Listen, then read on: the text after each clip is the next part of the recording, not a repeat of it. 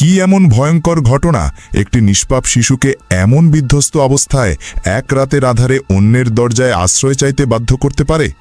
তার সারা শরীর এজা এবং কাদামাখা, আর চোখে জমে আছে তীব্র আতঙ্ক। কে এই মেয়েটি, আর কার কাছেই বা সে এমন ডেসপেরেডো হয়ে ছুটে এসেছে? এই প্রশ্নের উত্তর লুকিয়ে আছে এক জটিল এবং হৃদয় বিদারক কাহিনীর ভাঁজে, যা আপনাকে স্তব্ধ করে দেবে। চলুন, এই রহস্যের গভীরে পৌঁছাতে হলে আমাদের গল্পের শুরু থেকে সবটা জানতে হবে।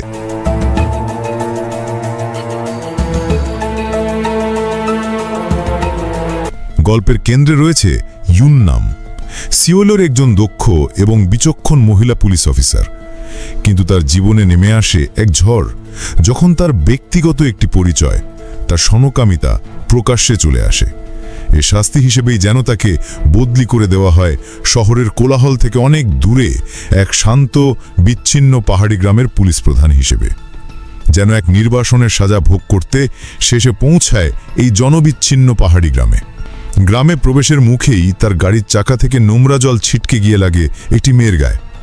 ইউন্নাম ক্ষমা চাওয়ার জন্য গাড়ি থেকে নামতে চাইলেও মেয়েটি তাকে দেখে ভয় সেখান থেকে পালিয়ে যায়। এই অদ্ভুত আচরণ ইউন্নামকে কিছুটা অবাক করলেও সে তখনও জানত না যে এই মেয়েটির সাথেই তার ভাগ্য অদ্ভুতভাবে জড়িয়ে যেতে চলেছে। দায়িত্ব নেওয়ার প্রথম দিনেই টহল দেওয়ার সময় ইউন্নাম আবার সেই মেয়েটিকে দেখতে পায়, কিন্তু এবার পরিস্থিতি ছিল আরও ভয়াবহ। কিছু বখাটে ছেলে তাকে ঘিরে ধরে উত্ত্যক্ত করছিল। ইউন্নাম তার পুলিশি ক্ষমতার প্রয়োগ করে ছেলেগুলোকে তাড়িয়ে দেয়। তখনই সে জানতে পারে মেয়েটির নাম দহি এবং সে স্থানীয় স্কুলের ছাত্রী। ইউন্নাম তাকে শুধু বলে যেন ভবিষ্যতে এমন হলে সে পুলিশ স্টেশনে যোগাযোগ করে। কিন্তু এই একরত্তিমের কষ্ট কি শুধু এটুকুই ছিল? না, আসল ভয়াবহতা তো লুকিয়েছিল তার নিজের বাড়িতেই। সেদিন রাতে কাজ থেকে ফেরার পথে দহির বাড়ির সামনে দিয়ে যাওয়ার সময় ইউন্নাম একটি নারকীয় দৃশ্য দেখতে পায়। দহির মদ্যপার সৎবাবা তাকে পশুর মতো মারধর করছিল, আর তার দাদি পাশে নির্বিকারভাবে খাচ্ছিল, যেন এটা তাদের নিত্যনৈমিত্তিক ঘটনা। ইউন্নাম নিজেকে আটকে রাখতে পারে না। সে ছুটে গিয়ে লোকটিকে থামায় এবং সহকর্মীদের ডেকে তাকে এক রাতের জন্য থানায় আটকে রাখে। কিন্তু পরের দিনই সেই মদ্যপা লোকটি এমনভাবে থানা থেকে বেরিয়ে যায় যেন কিছুই হয়নি। তার চোখ মুখে কোনো অনুশোচনা ছিল না, বরং ছিল এক ধরনের ঊর্ধ্বত্ব, যেন সে বলতে চায়, আমার পারিবারিক বিষয়ে তোমার নাক গলানোর অধিকার নেই। আইনের সীমাবদ্ধতার কারণে ইউন্নামের তখন কিছুই করার ছিল না। পরে সে জানতে পারে এই লোকটি দহির সৎবাবা এবং গ্রামের সবচেয়ে কুখ্যাত মাতাল। মানসিকভাবে অসুস্থ এই লোকটি প্রায় প্রতিদিনই মদ খেয়ে দহির ওপর অমানবিক অত্যাচার করে। গ্রামের সবাই এটা জানলেও কেউ কোনোদিন প্রতিবাদ করার সাহস দেখায়নি। ইউন্নাম দহিকে সাহায্য করতে চাইলেও তার নিজের অতীত তাকে বারবার থামিয়ে দিচ্ছিল। তার সমকামী পরিচয়ের কারণে কর্মক্ষেত্রে তাকে অনেক অপমান সহ্য করতে হয়েছে। সিউলুর মতো বড় শহর থেকে এই প্রত্যন্ত গ্রামে তার বদলি হওয়াই ছিল তার সবচেয়ে বড় প্রমাণ। তাই সে ভয় পাচ্ছিল যে দহির প্রতি তার সামান্যতম আগ্রহ বা সহানুভূতিও হয়তো সমাজের চোখে অন্য কোনো অর্থ বয়ে আনবে। সে এক অদৃশ্য খাঁচায় বন্দী ছিল, যেখানে তার পরিচয় ছিল তার সবচেয়ে বড় শত্রু। এই দমবন্ধকর পরিবেশে ইউন্নামের একমাত্র সঙ্গী হয়ে ওঠে মদ। সে মিনারেল ওয়াটারের বোতলে কড়া মদ ভরে রাখত, যেন দুনিয়ার চোখে নিজেকে একজন সাধারণ মানুষ হিসেবে প্রমাণ করার এক ব্যর্থ চেষ্টা। তার জীবনটা ঠিক দহির মতোই ছিল। দুজনেই এমন এক পৃথিবীতে বাস করত যেখানে তাদের কেউ মন থেকে গ্রহণ করেনি, কেউ তাদের কষ্টটা বোঝার চেষ্টা করেনি। এর কিছুদিন পর ইউন্নাম খেয়াল করে যে দহি তাকে অনুসরণ করছে। যখনই সে তাকে বাড়ি পৌঁছে দিতে যেত, দহি জেটির ওপর দাঁড়িয়ে খুব সুন্দর করে নাচত। হয়তো এটাই ছিল তার ধন্যবাদ জানানোর ভাষা, অথবা তার নিষ্পাপ মনের সেরা রূপটি ইউন্নামকে দেখানোর একটি চেষ্টা। একদিন দহি ইউন্নামের কাছে অনুনয় করে তাকে তার সাথে বাড়িতে নিয়ে যাওয়ার জন্য। সে আর ওই নরকে ফিরতে চায় না। ইউন্নাম তার কষ্টটা বুঝেও প্রত্যাখ্যান করে, কারণ সমাজের বাঁকা চোখের ভয় তাকে ঘিরে ধরেছিল। দরজা বন্ধ হওয়ার সাথে সাথে ভেতর থেকে ভেসে আসে দহির দাদির অকথ্য গালিগালাজ আর মারধরের শব্দ। কিন্তু ভাগ্য হয়তো অন্য কিছুই চেয়েছিল। এর কিছুদিন পরই সমুদ্রের ধারে দহির দাদির মৃতদেহ পাওয়া যায়। পুলিশের প্রাথমিক ধারণা, মদ্যপান অবস্থায় গাড়ি চালাতে গিয়ে দুর্ঘটনায় তার মৃত্যু হয়েছে। কিন্তু ইউন্নামের মন এটা মানতে চাচ্ছিল না। সে দহিকে জিজ্ঞাসা করলে সে জানায় যে মার খাওয়ার পর সে বাড়ি থেকে পালিয়ে গিয়েছিল। এরপর কি হয়েছে সে জানে না। দাদির মৃত্যুর পর দহির বাবা নিশ্চিত ছিল যে এর পেছনে দহিরই হাত আছে। সেই রাতে সে দহির উপর আবারও পাশবিক অত্যাচার চালায়, আর এবার দহির কাছে ইউন্নামের বাড়িতে আশ্রয় চাওয়া ছাড়া আর কোনো পথ খোলা ছিল না। দহির ভেজা জামা খুলতেই ইউন্নাম তার শরীরে নতুন আঘাতের চিহ্ন দেখে শিউরে ওঠে। তার ভেতরের সমস্ত ভয়, দ্বিধা এবং সামাজিক লোকলজ্জা এক মুহূর্তে উধাও হয়ে যায়। সে আর চুপ করে থাকতে পারেনি। এই অসহায় মেয়েটির দুর্দশার সামনে তার নিজের পরিচয় বা সমাজের ভয় সবই তুচ্ছ মনে হচ্ছিল। সেই রাতে ইউন্নাম দহিকে নিজের বাড়িতে আশ্রয় দেয়। তারা যেন এক অদ্ভুত পরিবার হয়ে ওঠে। ইউন্নাম দহিকে নতুন পোশাক কিনে দেয়, একটি মোবাইল ফোন দেয়। দহিও ইউন্নামের বাড়িতে এসে যেন প্রথমবার মুক্তির স্বাদ পায়। সে টেলিভিশনে নাচ অনুকরণ করে, লিভিং রুমে মনের আনন্দে নাচতে থাকে। এই বাড়িতেই সে প্রথমবার অনুভব করে যে সে নিরাপদ। একদিন স্নান করার সময় দহি ইউন্নামকে এমন একটি প্রশ্ন করে যা ইউন্নামের হৃদয়কে নাড়িয়ে দেয়। সে তাকে তার জীবনের একমাত্র আলো এবং অন্ধকার জগতের একমাত্র আশ্রয়ে ভাবতে শুরু করে।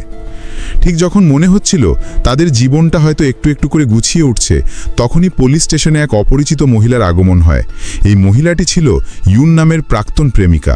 তার হঠাৎ আবির্ভাবে ইউন্নাম যেমন অস্বস্তিতে পড়ে, তেমনি দহির মুখেও ফুটে ওঠে তীব্র শত্রুতার ছাপ। এই নতুন অতিথির আগমন কি তাদের জীবনকে আরও জটিল করে তুলবে? ইউন্নাম কি পারবে দহিকে রক্ষা করতে, নাকি এই নতুন সংকট ছিনিয়ে নেবে দহির জীবনের শেষ আশ্রয়টুকুও? ইউন্নামের জীবনে যখন দহিকে নিয়ে এক নতুন অধ্যায়ের সূচনা হচ্ছিল, তখনই তার অতল অতীত এসে দরজায় কড়া নাড়ে।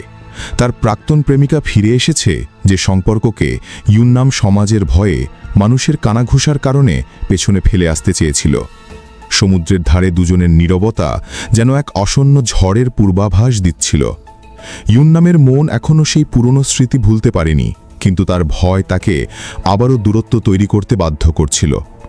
সেই সন্ধ্যায় তারা একসাথে খেতে বসে। পুরনো দিনের মতো মদের গ্লাসে চুমুক দিলেও তাদের মধ্যে সেই আগের উষ্ণতা আর ছিল না।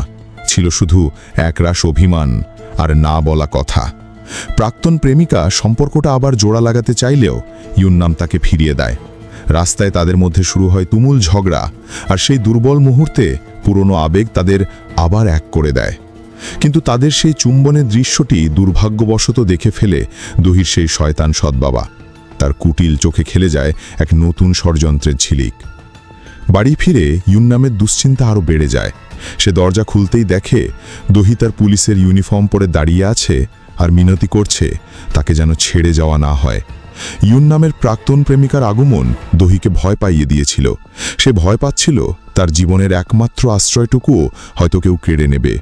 তার চেয়েও বেশি ভয় ছিল আবার সেই নরকের মতো বাড়িতে ফিরে যাওয়ার। পরের দিনই দহির বাবা তার হাতে পাওয়া নতুন অস্ত্র ব্যবহার করে। অবৈধভাবে বিদেশি কর্মী রাখার অভিযোগে ইউন্নাম যখন তাকে থানায় নিয়ে আসে, সে সরাসরি হুমকি দেয়। সে বলে গত রাতে ইউন্নাম যা করেছে তা সে গ্রামের সবাইকে জানিয়ে দেবে। এই হুমকি ইউন্নামের দুর্বল জায়গায় আঘাত করে। সমাজের সেই পুরনো ভয় তাকে আবারও গ্রাস করে ফেলে। সেই রাতে সে প্রচুর মদ পান করে এবং এক কঠিন সিদ্ধান্ত নেয়, তাকে দহিকে ফিরিয়ে দিতেই হবে। ইউন্নামের সিদ্ধান্তে দহির ছোট্ট পৃথিবীটা যেন ভেঙে চুরমার হয়ে যাচ্ছিল। তার একমাত্র আশ্রয় যখন তাকে ফিরিয়ে দিচ্ছিল, তখন সে প্রথমবারের মতো ইউন্নামের ওপর তীব্র ক্ষোভ অনুভব করে। কিন্তু রাতের গভীরে সেই ক্ষোভ অনুশোচনায় পরিণত হয়। সে ইউন্নামের কাছে এসে বারবার ক্ষমা চায়, শুধু তার পাশে থাকতে চায়। এমনকি পরের দিন ইউন্নামকে দিয়ে নিজের চুল কাটিয়ে নেয়, ঠিক ইউন্নামের মতো ছোট চুল, শুধু তার ভালোবাসা পাওয়ার এক মরিয়া চেষ্টা। কিন্তু ইউন্নামকে নিজের জীবনটাও বাঁচাতে হবে। সে মন শক্ত করে দহিকে তার বাবার বাড়িতে ফিরিয়ে দিয়ে আসে। ইউন্নামের গাড়ি দূরে মিলিয়ে যেতেই দহির জীবনের সব আলো জালো এক মুহূর্তে নিভে যায়। তাকে আবারও ফিরে যেতে হয় সেই অন্ধকার বাড়ি আর মদ্যপ বাবার অকথ্য অত্যাচারের কাছে। কিছুদিন পর অন্য একটি মামলায় দহির বাবাকে বেশ কিছুদিনের জন্য জেলে যেতে হয়। অপরাধ বোধ থেকে ইউন্নাম দহির জন্য খাবার নিয়ে তার বাড়িতে আসে, কিন্তু ঠিক তখনই শহরের পুলিশ এসে হাজির হয়। দহির বাবা জেল থেকে ইউন্নামের বিরুদ্ধে এক ভয়ঙ্কর অভিযোগ দায়ের করেছে, শিশু নির্যাতনের অভিযোগ। ইউন্নামকে সন্দেহভাজন হিসেবে জেরা করা হয়। সে কিছুই লুকায় না, কিন্তু তদন্তকারী অফিসারদের চোখে ছিল সেই পরিচিত কুসংস্কার আর ঘৃণার ছাপ। অন্যদিকে জিজ্ঞাসাবাদের ঘরে দহি এক ভয়ঙ্কর ভুল করে বসে। সে ভেবেছিল যদি সে প্রমাণ করতে পারে যে ইউন্নাম তাকে ভালোবাসে, তাহলে হয়তো তাকে আবার ইউন্নামের কাছে ফিরে যেতে দেওয়া হবে। এই শিশুসুলভ এবং বিকৃত যুক্তিতে সে পুতুলের শরীরের এমন সব জায়গায় হাত দিয়ে দেখায় যা শুনে ঘরের ভেতরের মহিলা পুলিশ অফিসারও চমকে ওঠে। দহি জানত না তার এই ভালোবাসা প্রমাণের চেষ্টা ইউন্নামের জীবনটাকেই ধ্বংস করে দিতে চলেছে। তার জবানবন্দির ভিত্তিতে ইউন্নামকে যৌন হেনস্থার অভিযোগে হাজতে ঢোকানো হয়। যখন দহি জানতে পারে যে তার মিথ্যার কারণে ইউন্নামকে হয়তো বাকি জীবনটা জেলেই কাটাতে হবে, তখন সে তার ভুলের ভয়াবহতা বুঝতে পারে। আর সেই রাতেই অসহায় দহি যেন এক অন্য মানুষে পরিণত হয়। সে আর শিশু থাকে না, সে হয়ে ওঠে প্রতিশোধের আগুন। সেই রাতে দহি নিজের হাতে তার বাবাকে অতিরিক্ত মদ ঢেলে দেয়, যত্ন করে খাবার খাইয়ে তাকে পুরোপুরি মাতাল করে তোলে। এরপর সে এক ভয়ঙ্কর পরিকল্পনা কার্যকর করে। সে নিজের পোশাক ছিঁড়ে বাবার পাশে গিয়ে শুয়ে পড়ে আর পুলিশকে ফোন করে চিৎকার করে কাঁদতে শুরু করে, যেন তার বাবা তার উপর পাশবিক নির্যাতন চালাচ্ছে। পুলিশ ঘটনাস্থলে পৌঁছে যা দেখে তাতে তারা হতভম্ব হয়ে যায়। তারা মাতাল বাবাকে হাতে নাতে গ্রেপ্তার করে। লোকটি অবিশ্বাস্য দৃষ্টিতে দহির দিকে তাকিয়ে থাকে। মেয়ের সেই শীতল অনুভূতিহীন চাহনি দেখে সে প্রথমবার ভয় পায়। সে বুঝতে পারে সে তার নিজের তৈরি করা শিকারের ফাঁদেই পা দিয়েছে। থানায় ফিরে দহি তার আগের সমস্ত জবানবন্দি বাতিল করে দেয়। সে কাঁদতে কাঁদতে জানায় ইউন্নাম সম্পূর্ণ নির্দোষ। তার বাবা তাকে হুমকি দিয়েছিল যদি সে ইউন্নামের বিরুদ্ধে মিথ্যা না বলে তাহলে তাকে মেরে ফেলা হবে। দহির নতুন আঘাত এবং তার বাবার বর্তমান পরিস্থিতি সবকিছু মিলে তার নতুন গল্পটাকেই বিশ্বাসযোগ্য করে তোলে। এই ঘটনার পর ইউন্নাম মুক্তি পায়, কিন্তু যখন সে জানতে পারে দহি কিভাবে তাকে বাঁচিয়েছে, তখন তার মন আরও জটিল চিন্তায় ভরে যায়। এই নিষ্পাপ চেহারার মেয়েটি যে এতটা ধূর্ত আর ভয়ঙ্কর হতে পারে তা সে কল্পনাও করতে পারেনি। কোনটা সত্যি আর কোনটা মিথ্যা সে আর বুঝতে পারছিল না। দহি কি একজন অসহায় শিকার, নাকি এক ঠান্ডা মাথার ষড়যন্ত্রকারী? কিছুদিন পর ইউন্নামের বদলির মেয়াদ শেষ হয়। সে সিউলে ফিরে যাওয়ার জন্য প্রস্তুতি নিতে থাকে, কিন্তু তার মন পড়ে থাকে সেই একা মেয়েটির কাছে। সে শেষবারের মতো দহির সাথে দেখা করতে যায়, হয়তো কিছু প্রশ্নের উত্তর খুঁজতে। ইউন্নামকে দেখে দহি আনন্দে আত্মহারা হয়ে ওঠে। সে ভেবেছিল ইউন্নাম তাকে সাথে নিয়ে যেতে এসেছে, কিন্তু ইউন্নামের গম্ভীর মুখ দেখে সে বুঝতে পারে তার ভাবনা ভুল। ইউন্নাম সরাসরি কিছু না বললেও তার চোখ যেন দহিকে তার মিথ্যার কথা জিজ্ঞাসা করছিল। দহি অপরাধ বোধে মাথা নিচু করে ফেলে। তার চোখ দিয়ে গড়িয়ে পড়া জলই যেন তার অপরাধের স্বীকারোক্তি ছিল।